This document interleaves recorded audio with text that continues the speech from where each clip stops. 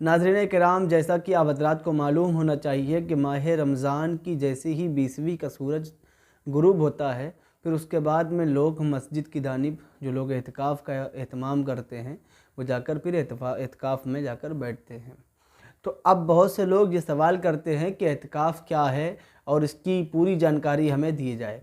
तो बहुत अच्छी तरीके से आप समझ लें कि एहतिकाफ़ की 3 किस्में हैं। पहला जो है वो है एहतिकाफ़ वाजिब, दूसरा है एहतिकाफ़ सुन्नत मौक़ूदा, तीसरा है मुस्तहब।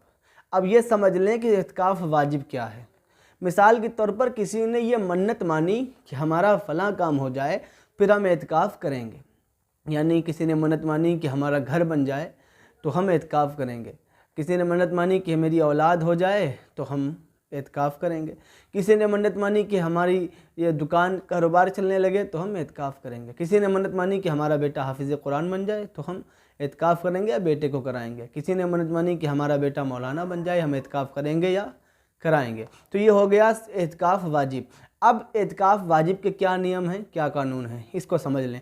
जब कोई इंसान एहतिकाफ़ वाजिब अदा करेगा तो इसके लिए रोज़ा होना शर्त नहीं है, लेकिन बग़ैर रोज़े के ठीक भी नहीं है। तो जब कोई इंसान इस वाजिब को अदा करेगा तो फिर जाकर वो मस्जिद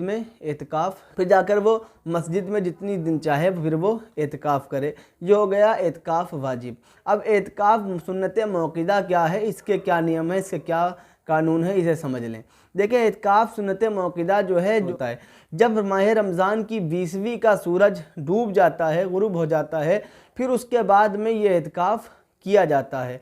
फिर माह रमज़ान की 20वीं के सूरज गुरूब होने से के बाद लोग जाकर एहतिकाफ़ में जिन्हें बैठना होता है वो जाकर इसमें जाकर बैठ जाते हैं। और ये होता है सुन्नत मौक़ूदा। अगर किसी शख्स ने बाज नमाज मगरिब इसकी नियत की कि मैं एहतिकाफ़ में बैठूंगा तो फिर सुन्नत मौक़ूदा अदा नहीं होगी। अच्छी तरीके से समझ लें। इसके अलावा सुन्नत जो एहतिकाफ़ के अंदर के कानून क्या हैं, जब कोई शख्स मस्जिद में एहतिकाफ़ करता है तो इसके कानून, उसके नियम क्या हैं, ये बड़ी अच्छी तरह से आप समझ लें। जब कोई शख्स एहतिकाफ़ में बैठता है, अगर मस्जिद के अंदर कोई बड़ा हौज़ नहीं है या नहाने का इंतज़ाम नहीं है, गुस्ल का इंतज़ाम नहीं है, पखाना पेशाब की हाजत से जाना है मस्जिद के अंदर, अगर ये तमाम चीज़ें मौजूद हैं और इसके बावजूद कोई बिला ज़रूरत या बिला उज़्र निकल रहा है तो फिर उसका एहतिकाफ़ टूट जाएगा। और मिसाल के तौर पर अगर जिस मस्जिद में वो रहता है उस मस्जिद में जुमे की जमात नहीं होती है, इतनी पब्लिक नहीं आती कि वहाँ जुमे की जमात हो, तो वो जाकर फिर किसी दूसरी जगह जमात कर सकता है। अगर किसी मस्जिद में इतने लोग ही नहीं आते हैं कि जुमे की नमाज़ हो पाए, जमात हो पाए, तो फिर जाकर वो किसी दूसरी मस्जिद में नमाज़ पढ़ सकता है, दूसरी जगह नमाज़ पढ़ सकता है। इसके अलावा अगर कोई बिला उज़्र निकलेगा, मस्जिद से बाहर कोई शख्स जो एहतिकाफ़ कर रहा है और बिला उज़्र निकल रहा है तो फिर उसका एहतिकाफ़ टूट जाएगा, भले भूले में निकला हो।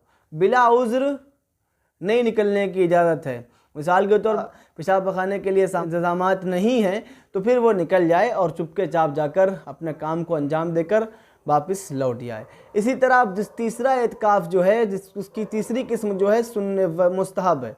तीसरी किस्म मुस्तहब क्या चीज़ है, आप अच्छी तरीके से समझ लें। कोई शख्स मस्जिद के अंदर दाखिल हुआ और उसने नियत कर ली कि हम थोड़ी देर का, आधे घंटे का, 1 घंटे का, 2 घंटे का, ज़ोहर से असर तक का एहतिकाफ़ करेंगे, असर से मगरिब तक का एहतिकाफ़ करेंगे, मगरिब से इशा तक का करेंगे या इशा से फज्र तक का करेंगे, तो फिर ये थोड़ी देर का एहतिकाफ़ होता है। बस जाए मस्जिद में नियत करे और एहतिकाफ़ करे तो फिर उसके बाद में लौट आए। इसके लिए रोज़ा होना शर्त नहीं है।